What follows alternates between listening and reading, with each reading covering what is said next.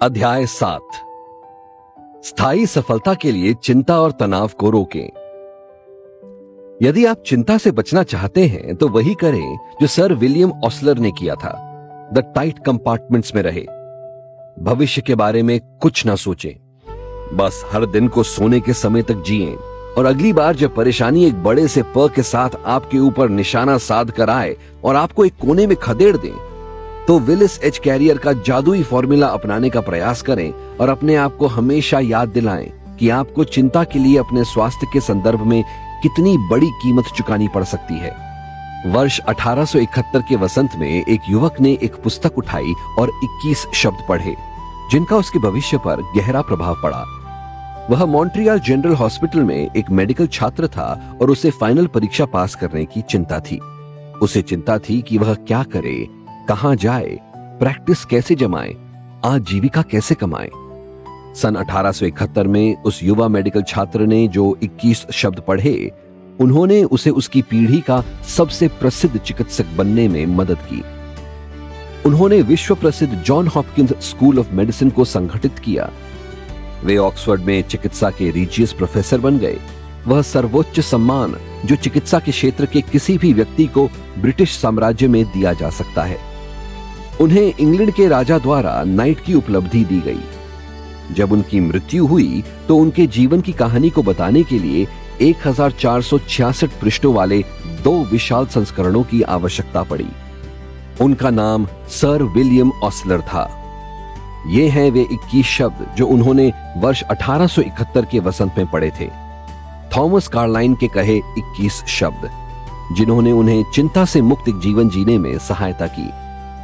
Our main business is not to see what lies dimly at a distance, but to do what lies clearly at hand. हमारा मुख्य कार्य वह देखना नहीं है जो दूर धुंधला सा मौजूद है, बल्कि वह करना है जो स्पष्ट रूप से हमारे हाथ में है। 42 वर्ष बाद एक नरम वसंत की रात में जब परिसर में ट्यूलिप खिल रहे थे, उस व्यक्ति सर विलियम ऑसलर ने येल विश्वविद्यालय के छात्रों को संबोधित किया। उन्होंने उन येल छात्रों को बताया कि उनके जैसा एक व्यक्ति जो 4 विश्वविद्यालय में प्रोफेसर रह चुका था और जिसने एक लोकप्रिय पुस्तक लिखी थी, माना जाता था कि उसके पास एक विशेष गुणवत्ता का दिमाग था।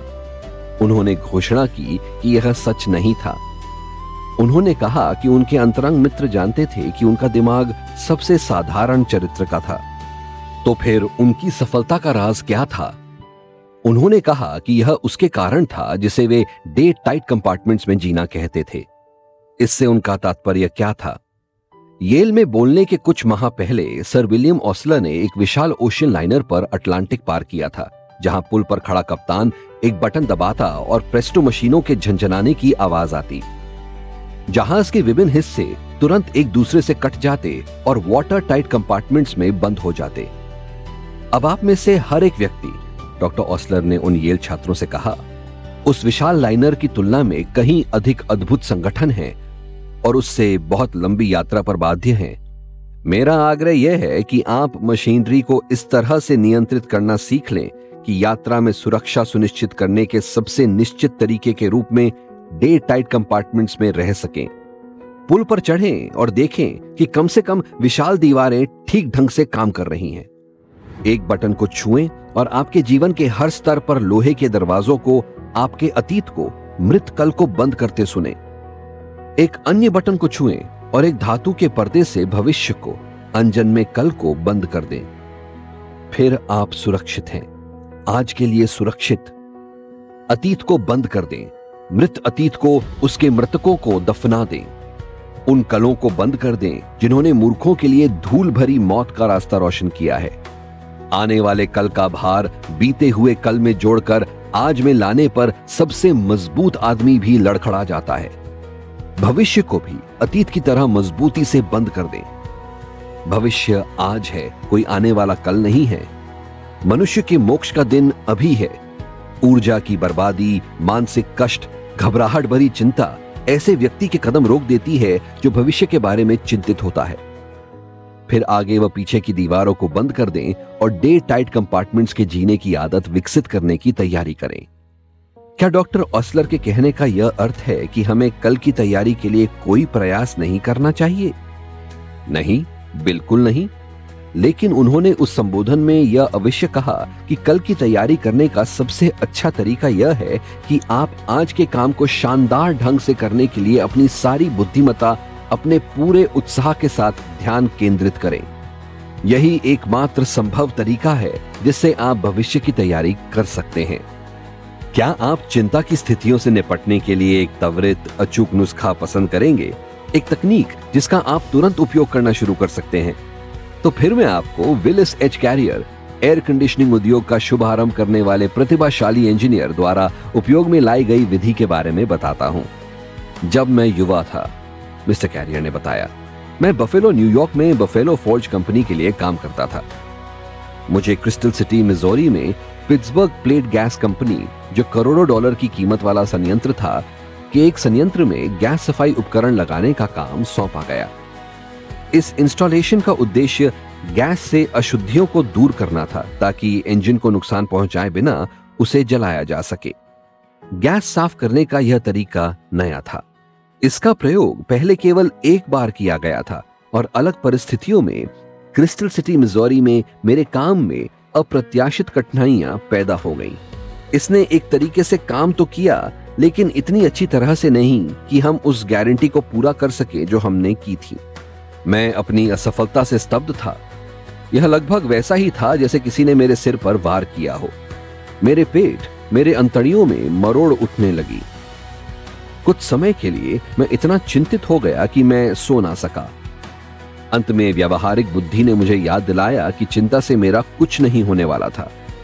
इसलिए मैंने अपनी समस्या को बिना चिंता किए सुलझाने का एक तरीका निकाला। उसने शानदार काम किया। मैं 30 से अधिक वर्षों से उसी चिंता विरोधी तकनीक का उपयोग कर रहा हूं। यह आसान है, कोई भी इसका उपयोग कर सकता है। इसमें 3 चरण हैं। चरण 1, मैंने निडरता व ईमानदारी से स्थिति का विश्लेषण किया और पता लगाया कि बुरे से बुरा क्या था जो संभवतः इस विफलता के परिणाम स्वरूप हो सकता था। ना तो मुझे कोई जेल भेजने वाला था, ना ही गोली मारने वाला था। यह निश्चित था। सच है, यह संभावना थी कि मैं अपना पद खो सकता था, और यह संभावना भी थी कि मेरे नियुक्तों को मशीनरी को हटाना पड़ता था तथा हमारे द्वारा निवेश किए गए $20,000 खो देना पड़ता। चरण 2, यह पता लगाने के बाद कि बुरे से बुरा क्या होने की संभावना थी, मैंने खुद को इसे स्वीकार करने के लिए, यदि आवश्यक हुआ तो, तैयार किया। मैंने खुद से कहा कि यह असफलता मेरे रिकॉर्ड के लिए एक झटका होगी और संभवतः इसका मतलब मेरी नौकरी का नुकसान हो सकता है। लेकिन अगर ऐसा होता तो मैं हमेशा कोई और पद प्राप्त कर सकता हूं। स्थितियां इससे बहुत बदतर हो सकती हैं, और जहां तक कि मेरे नियोक्ताओं का संबंध है, वे जानते हैं कि हम गैस सफाई की एक नई विधि के साथ प्रयोग कर रहे हैं, और अगर इस अनुभव के लिए उन्हें $20,000 का खर्च आता है तो वे इसे सहन कर सकते हैं। वे इसे अनुसाधन के मद में डाल सकते हैं, क्योंकि यह एक प्रयोग है। यह जानने के बाद कि बुरे से बुरा क्या हो सकता था और खुद को उसे स्वीकार करने के लिए तैयार करने के बाद यदि आवश्यक हुआ तो, एक बहुत महत्वपूर्ण चीज हुई। मैं तुरंत तनाव मुक्त हो गया और मैंने ऐसी शांति की भावना महसूस की जैसी कई दिनों से नहीं की थी। चरण 3, उस समय से मैं शांति पूर्वक अपना समय और ऊर्जा उस बुरी स्थिति में सुधार करने की कोशिश में लगाने लगा जिसे मैंने पहले ही मानसिक रूप से स्वीकार कर लिया था। अब मैंने उन तरीकों और साधनों का पता लगाने की कोशिश शुरू कर दी जिनके द्वारा मैं हमारे $20,000 के नुकसान को कम कर सकता था। मैंने कई परीक्षण किए और अंत में पता लगाया कि अगर हम अतिरिक्त उपकरणों के लिए $5,000 और खर्च करते हैं तो हमारी समस्या हल हो जाएगी। हमने ऐसा किया और फर्म के $20,000 खोने के बजाय हमने $15,000 बना लिए। मैं शायद कभी ऐसा नहीं कर पाता अगर मैं चिंता करता रहता, क्योंकि चिंता करने के बारे में एक सबसे बुरी बात यह है कि यह ध्यान केंद्रित करने की हमारी क्षमता को नष्ट कर देती है। जब हम चिंता करते हैं तो हमारा दिमाग यहां, वहां और हर जगह उछलता रहता है तथा हम निर्णय लेने की सारी शक्ति खो देते हैं।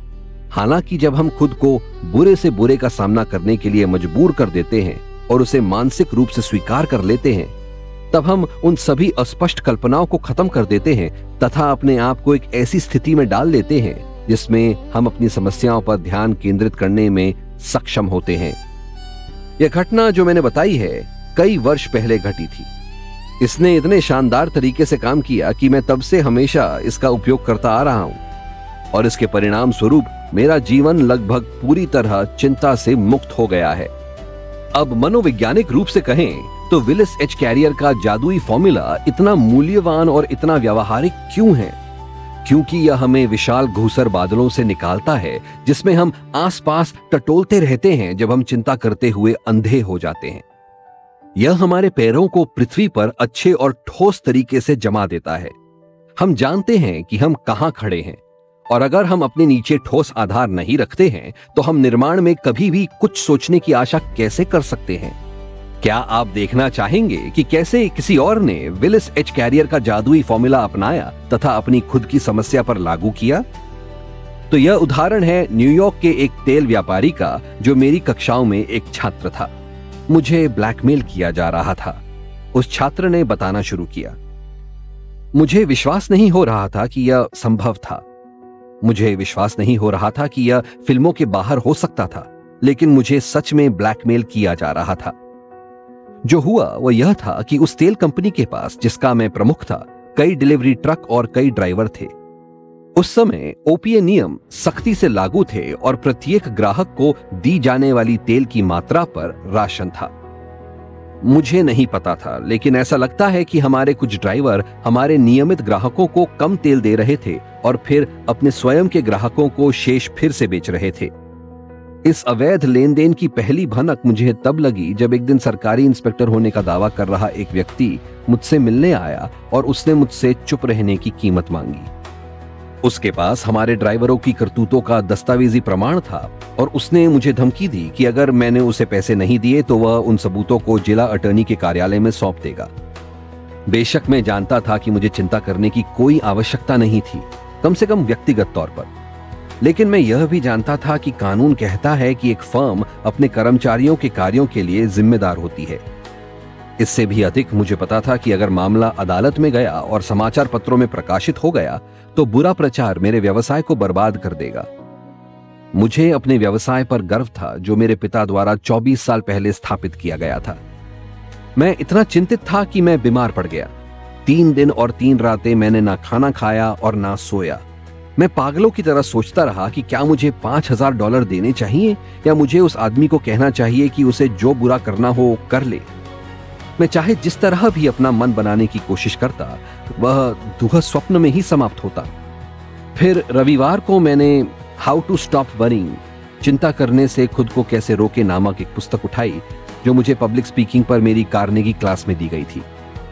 मैंने उसे पढ़ना शुरू किया और उसमें मुझे विलिस एच कैरियर की कहानी मिली। बुरे से बुरा का सामना करो, उसमें लिखा था। इसलिए मैंने खुद से पूछा, अगर मैं पैसे देने से इनकार कर देता हूं और वह ब्लैकमेलर जिला अटॉर्नी को सबूत सौंप देता है तो मेरे साथ बुरे से भी बुरा क्या हो सकता है? इसका जवाब था मेरे व्यवसाय की बर्बादी। सबसे बुरा यही हो सकता है। मैं जेल नहीं जा सकता। अधिक से अधिक यही हो सकता है कि मैं खराब प्रचार से बर्बाद हो जाऊंगा। फिर मैंने खुद से कहा, ठीक है, व्यवसाय बर्बाद हो गया, मैं इसे मानसिक रूप से स्वीकार करता हूं। उसके बाद क्या होगा? मेरा व्यवसाय बर्बाद होने के कारण मुझे शायद नौकरी तलाश करनी होगी। यह बुरा नहीं था। मैं तेल के बारे में बहुत कुछ जानता था। कई फर्में थीं जो मुझे खुशी से नौकरी दे सकती थीं। मैं बेहतर महसूस करने लगा। 3 दिन और 3 रातों से मैं जिस अवसाद भरी घबराहट में था वह कुछ कम होने लगी। मेरी भावनाएं शांत हो गईं और अचरज की बात थी कि मैं सोच पा रहा था। मेरा मस्तिष्क अब तीसरे चरण का सामना करने के लिए पर्याप्त रूप से स्पष्ट था। सबसे बुरे को सुधारना। जब मैं समाधानों के बारे में सोचने लगा तो मेरे सामने एक बिल्कुल नया कोण प्रस्तुत हो गया। यदि मैं अपने वकील को पूरी स्थिति बता देता हूं तो वह कोई ऐसा रास्ता निकाल सकता है जिसके बारे में मैंने नहीं सोचा था। मैं जानता हूं यह कहना मूर्खतापूर्ण लगता है कि मेरे मस्तिष्क में यह बात पहले आई भी नहीं थी, लेकिन बेशक मैं तब सोच भी नहीं रहा था। मैं केवल चिंता कर रहा था। मैंने तुरंत निर्णय ले लिया कि मैं सुबह सबसे पहले अपने वकील से मिलूंगा। फिर मैं अपने बिस्तर पर चला गया और गहरी नींद में सो गया। इसका अंत कैसे हुआ?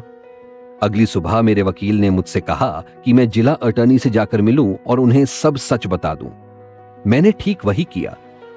जब मेरी बात पूरी हो गई तो मैं जिला अटॉर्नी से यह सुनकर हैरान हो गया कि यह ब्लैकमेल रैकेट कई महीनों से चल रहा था और जो व्यक्ति एक सरकारी एजेंट होने का दावा कर रहा था वह पुलिस द्वारा वांछित एक बदमाश था। 3 दिन और 3 रातें तक खुद को यह सोचते हुए पीड़ा देने के बाद कि मुझे उस पेशेवर ठग को $5000 देने चाहिए या नहीं, यह सुनना कितनी राहत की बात थी। इस अनुभव ने मुझे एक स्थायी सबक सिखाया। अब जब भी मुझे किसी बड़ी समस्या का सामना करना पड़ता है जो मुझे चिंतित करने की धमकी देती है, तो मैं उसका इलाज उससे करता हूं जिसे मैं old Willis H Carrier formula कहता हूं। चिकित्सा में नोबेल पुरस्कार विजेता महान डॉक्टर एलेक्सिस कैरल कहते थे, वे व्यापारी जो चिंता से लड़ना नहीं जानते जल्दी मर जाते हैं। और गृहिणियां, घोड़ों के चिकित्सक एवं ईंट बिछाने वाले भी। कुछ वर्ष पहले मैंने अपनी छुट्टी सांता फे रेलवे के एक चिकित्सा अधिकारी डॉक्टर OF गोबेर के साथ टेक्सास और न्यू मैक्सिको में मोटरिंग करके बिताई। विशेष रूप से वे गल्फ कोलोराडो और सांता फे हॉस्पिटल एसोसिएशन के मुख्य चिकित्सक थे।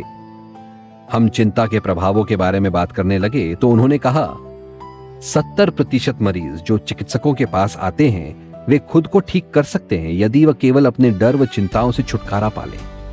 मेरा मतलब है, एक पल के लिए भी यह मत सोचिए कि उनकी बीमारियां काल्पनिक हैं। उन्होंने कहा, उनकी बीमारियां उतनी ही वास्तविक होती हैं जितना कि एक धमकता दांत दर्द, और कभी कभी उससे 100 गुना अधिक गंभीर।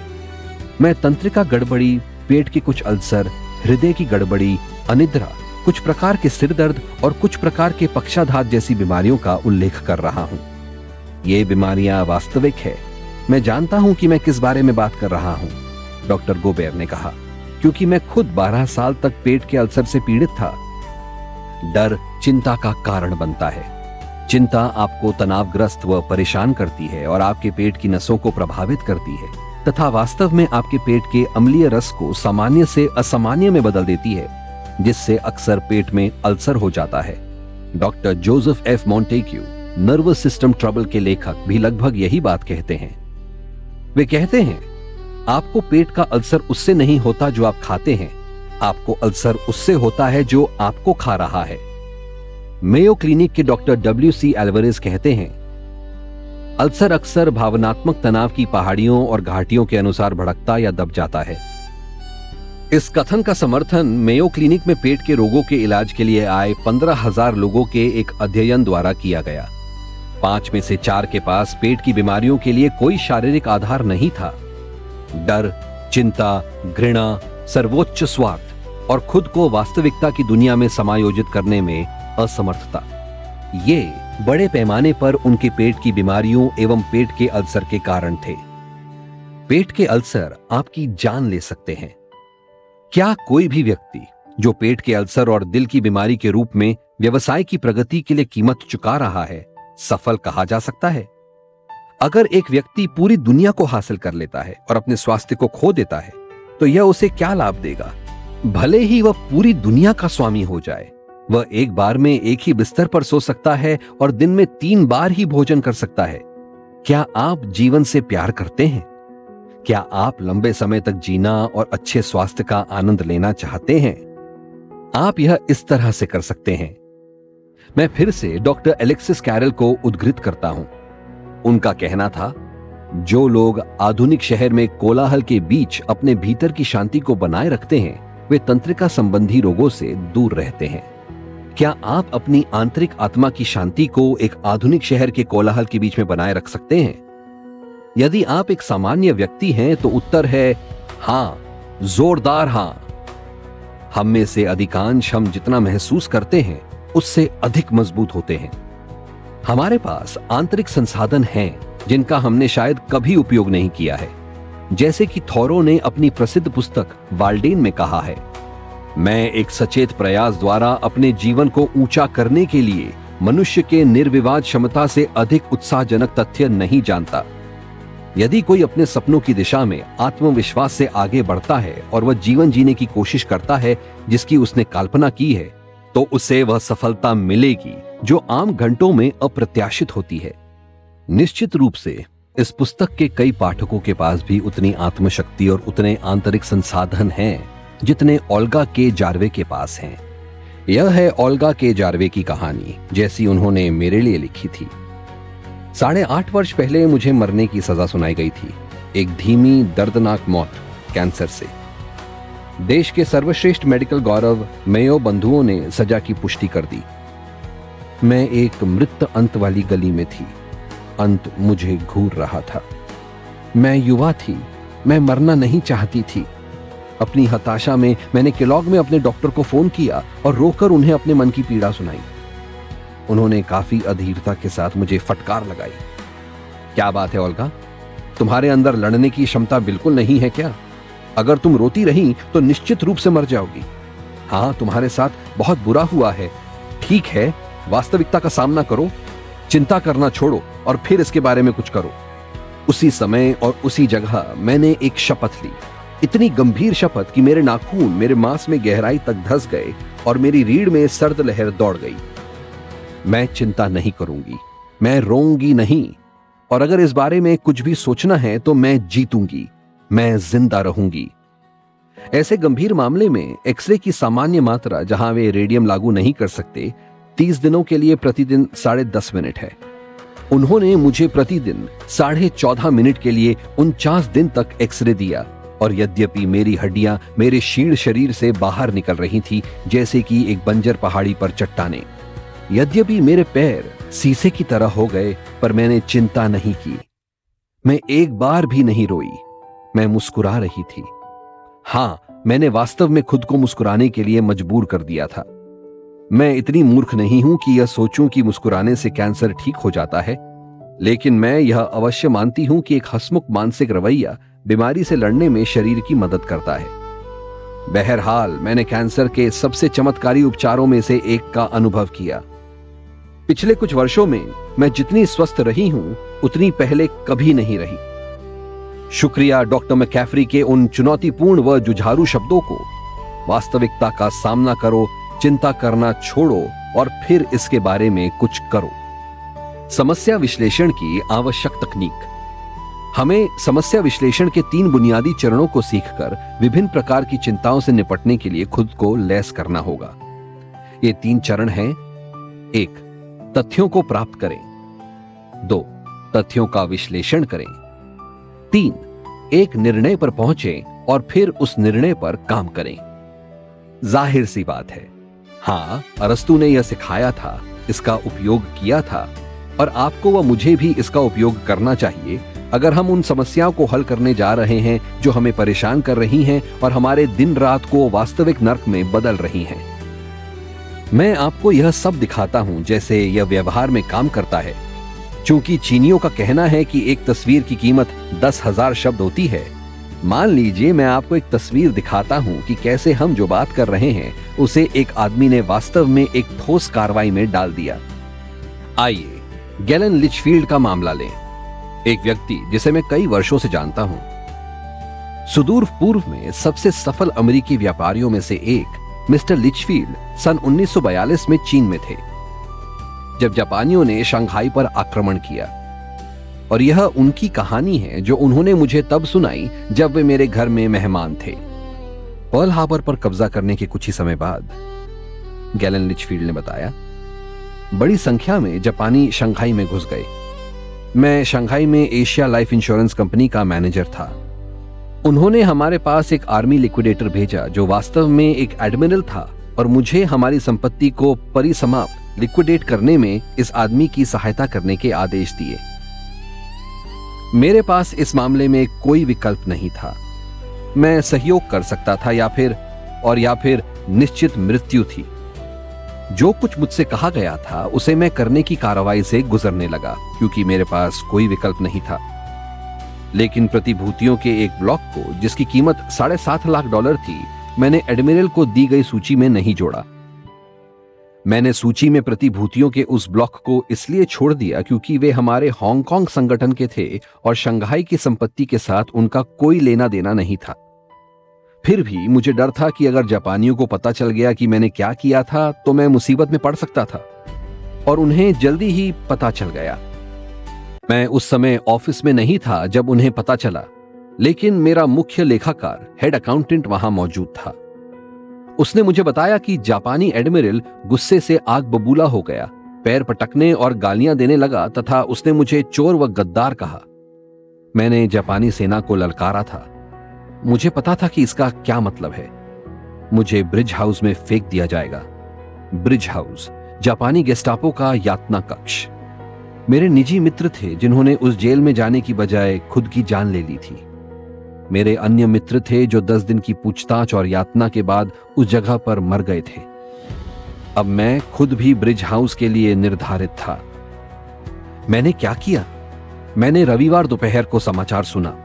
मुझे लगता है कि मुझे भयभीत होना चाहिए था। मैं भयभीत होता यदि मेरे पास मेरी समस्याओं को सुलझाने के लिए एक निश्चित तकनीक ना होती। कई वर्षों तक जब भी मुझे चिंता होती थी, मैं हमेशा अपने टाइपराइटर पर जाता था और 2 प्रश्न लिखता था तथा उन प्रश्नों के उत्तर भी। पहला, मैं किस बात से चिंता कर रहा हूं? दूसरा, मैं इसके बारे में क्या कर सकता हूं? मैं उन प्रश्नों के उत्तर बिना उन्हें लिखे देने की कोशिश करता रहा, लेकिन कुछ वर्ष पहले मैंने इसे बंद कर दिया। मैंने पाया कि प्रश्न और उत्तर दोनों को लिखना मेरी सोच को स्पष्ट करता है। इसलिए उस रविवार की दोपहर को मैं शंघाई YMCA में अपने कमरे में गया और अपना टाइपराइटर निकाला। मैंने लिखा, पहला, मैं किस बात की चिंता कर रहा हूं? मुझे डर है कि कल सुबह मुझे ब्रिज हाउस में फेंक दिया जाएगा। फिर मैंने दूसरा प्रश्न टाइप किया। दूसरा, मैं इस बारे में क्या कर सकता हूं? मैंने सोचना और कार्रवाई की 4 योजनाएं बनाने तथा उन्हें लिखने में और प्रत्येक योजना का संभावित परिणाम क्या होगा यह सोचने में घंटों बिता दिए। पहला, मैं जापानी एडमिरल को समझाने की कोशिश कर सकता हूं, लेकिन वह अंग्रेजी नहीं बोलता। अगर मैं एक दुभाषीय के माध्यम से उसे समझाने की कोशिश करता हूं तो मैं उसे फिर से उत्तेजित कर सकता हूं। उसका मतलब मृत्यु हो सकता है क्योंकि वह क्रूर है और मुझसे उस बारे में बात करने की बजाय मुझे ब्रिज हाउस में पटक देगा। दूसरा, मैं भागने की कोशिश कर सकता हूं। असंभव, वे हर समय मुझ पर नजर रखते हैं। मुझे YMCA में अपने कमरे को चेक इन और चेकआउट करना पड़ता है। अगर मैं भागने की कोशिश करता हूं तो शायद मुझे पकड़कर गोली मार दी जाएगी। तीसरा, मैं फिर से अपने ऑफिस ना जाकर यहीं अपने कमरे में रह सकता हूं। यदि मैं ऐसा करता हूं तो जापानी एडमिरल को संदेह हो जाएगा।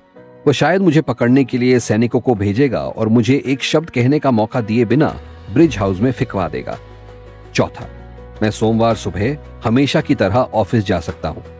अगर मैं ऐसा करता हूं तो एक संभावना है कि जापानी एडमिरल इतना व्यस्त हो कि मैंने जो किया उसके बारे में ना सोचे। अगर वह उसके बारे में सोचता भी है तो हो सकता है कि उसका क्रोध ठंडा हो गया हो और वह मुझे परेशान ना करे।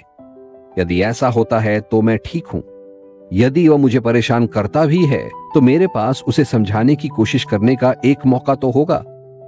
इसलिए सोमवार सुबह हमेशा की तरह ऑफिस जाना और ऐसे दिखाना जैसे कुछ गलत नहीं हुआ है मुझे ब्रिज हाउस से बचने के 2 मौके देता है। जैसे ही मैंने सब कुछ सोच विचार कर चौथी योजना को स्वीकार करने का फैसला किया, सोमवार सुबह हमेशा की तरह ऑफिस जाने का मुझे तुरंत राहत महसूस हुई। अगली सुबह जब मैं ऑफिस में प्रवेश किया तो जापानी एडमिरल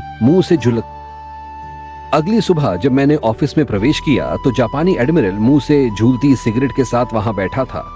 उसने हमेशा की तरह मुझे घूर कर देखा पर कुछ कहा नहीं। 6 सप्ताह बाद भगवान का शुक्र है कि वह टोक्यो वापस चला गया और मेरी चिंताओं का अंत हो गया। जैसा कि मैंने पहले ही कहा था कि मैंने संभवतः उस रविवार दोपहर को बैठकर उन सारे कदमों को लिखकर जो मैं उठा सकता था, प्रत्येक कदम के संभावित परिणामों को लिखकर और फिर शांति से एक निर्णय पर पहुंचकर अपनी जान बचाई। अगर मैंने ऐसा नहीं किया होता तो शायद मैं हड़बड़ा जाता, झिझकता और ऐन मौके पर गलत काम कर बैठता। मैं रविवार को पूरी दोपहर चिंता से उन्मत्त होता। मैं उस रात सोया नहीं होता। मैं सोमवार की सुबह परेशान एवं चिंतित चेहरा लेकर ऑफिस जाता और यह अकेली बात जापानी एडमिरल के संदेह को भड़का सकती थी तथा उसे कार्रवाई करने के लिए प्रेरित कर सकती थी। अनुभव ने मुझे एक निर्णय पर पहुंचने के भारी मूल्य को बार बार साबित किया है। यह एक निश्चित उद्देश्य पर पहुंचने में असफलता है, पागल कर देने वाले विचारों में गोल गोल घूमते रहने से रुकने में असमर्थता है जो पुरुषों को नर्वस ब्रेकडाउन और जीवित ही नर्क की ओर ले जाती है। मुझे लगता है कि मेरी 50% चिंताएं गायब हो जाती हैं जब मैं एक स्पष्ट व निश्चित निर्णय पर पहुंच जाता हूं, और 40% आमतौर पर तब गायब हो जाती हैं जब मैं उस निर्णय को पूरा करना शुरू करता हूं। इसलिए मैं ये 4 कदम उठाकर अपनी 90% चिंताओं को दूर कर देता हूं। पहला, वह बात लिखकर जिसके बारे में मैं चिंता कर रहा हूं। दूसरा, यह लिखकर कि मैं उसके बारे में क्या कर सकता हूं। तीसरा, क्या करना है यह निर्णय लेकर। चौथा, उस निर्णय पर तुरंत काम शुरू करके। गैलन लिचफील्ड की विधि इतनी शानदार क्यों है? क्योंकि यह दक्ष है, ठोस है और सीधे समस्या के केंद्र में जाती है। इन सब से ऊपर इसका अंत तीसरे और अपरिहार्य नियम द्वारा होता है। इसके बारे में कुछ करें। जब तक हम अपनी कार्रवाई को अंजाम नहीं देते, तब तक हमारे सभी तथ्य, खोज और विश्लेषण हवा में चले जाते हैं। यह ऊर्जा का सरासर अपव्यय है। आप भी अभी इसी समय अपनी किसी चिंता में गैलन लिचफील्ड की तकनीक काम में क्यों नहीं लेते? प्रश्न 1, मैं किस बात की चिंता कर रहा हूं? प्रश्न 2, मैं इस बारे में क्या कर सकता हूं? प्रश्न 3, मैं इस बारे में यह करने वाला हूं।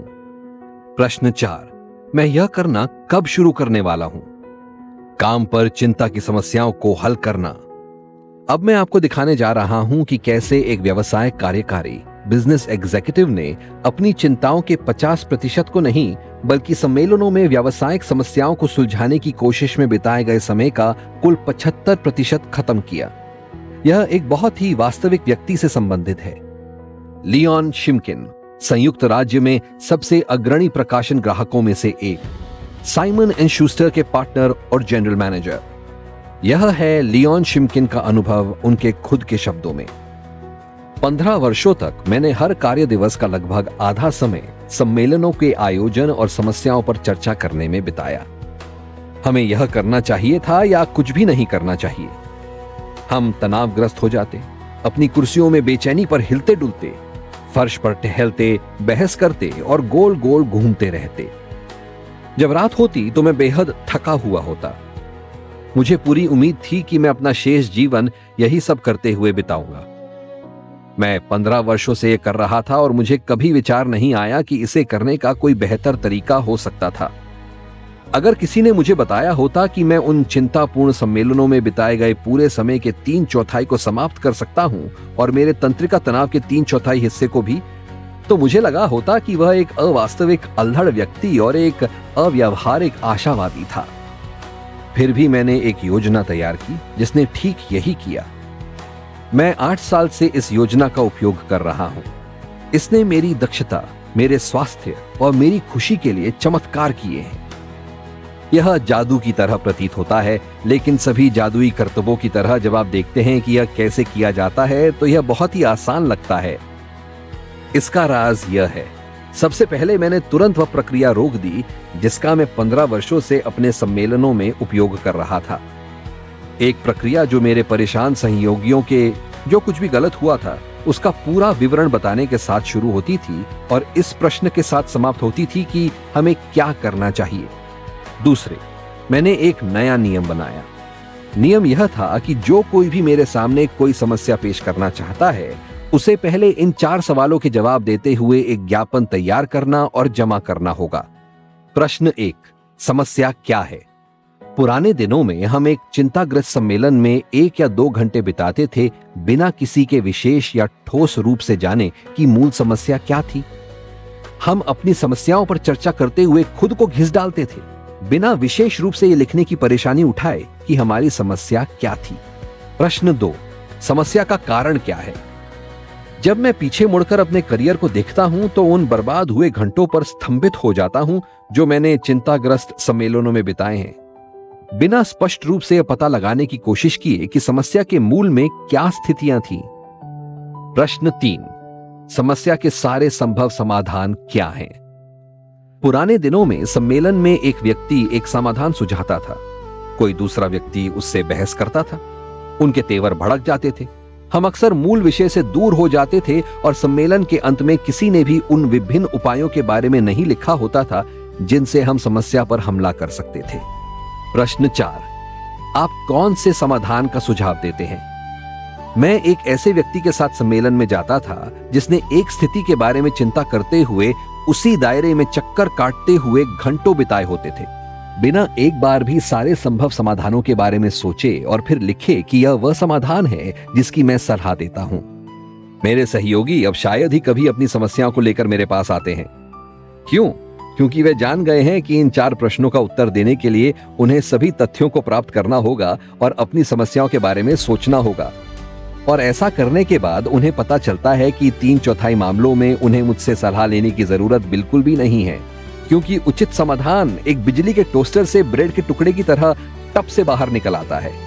उन मामलों जहां परामर्श आवश्यक है में भी चर्चा पहले की अपेक्षा केवल 1/3 समय लेती है, क्योंकि वह एक तर्कपूर्ण निष्कर्ष के लिए एक व्यवस्थित व तार्किक मार्ग के साथ आगे बढ़ती है।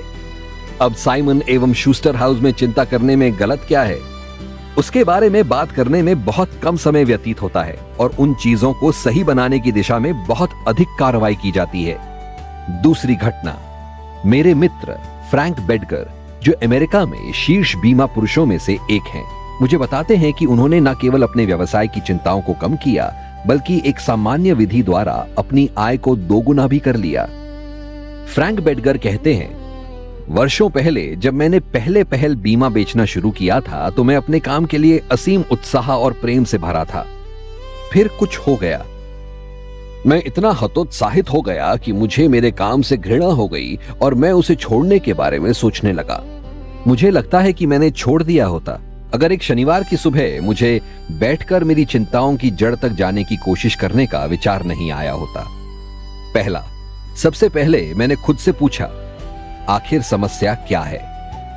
समस्या थी कि जिस अभूतपूर्व संख्या में मैं लोगों से मिल रहा था, मुझे उसके लिए पर्याप्त रूप से ऊंचे रिटर्न नहीं मिल रहे थे। मुझे लग रहा था कि मैं एक संभावना को बेचने का काम बहुत अच्छा कर रहा था, तब तक जब तक कि बिक्री को बंद करने का क्षण नहीं आता था। तब ग्राहक कहता था, ठीक है, मैं इसके बारे में सोचूंगा मिस्टर बेडगर, आप मुझसे एक बार फिर मिलें। यह समय जो मैंने इन अनुवर्ती कॉलों में बर्बाद किया था, मेरे अवसाद का कारण बन रहा था। दूसरा, मैंने खुद से पूछा, इसके संभव समाधान क्या हैं?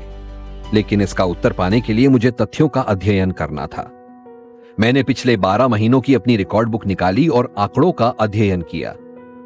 मैंने एक आश्चर्यजनक खोज की, वहां काले और सफेद रंग में। मुझे पता चला कि मेरी बिक्री का 70% पहले ही साक्षात्कार में बंद कर दिया गया था। बिक्री का 23% दूसरे साक्षात्कार में बंद हो गया था और मेरी बिक्री का केवल 7% उन तीसरे, चौथे, 5वें इत्यादि साक्षात्कारों में बंद हुआ था जो मुझे दौड़ा रहे थे और मेरा समय ले रहे थे।